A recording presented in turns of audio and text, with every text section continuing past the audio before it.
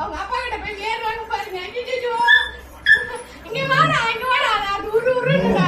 சரி சரி நீ நல்லா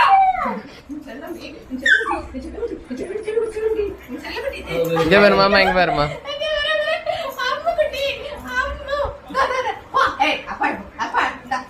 அப்பா பாடுங்க விளையாடாப்பா.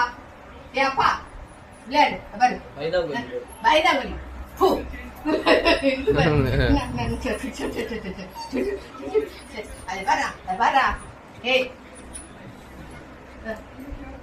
அவங்க ஃபைட்டு கூப்பிடுமா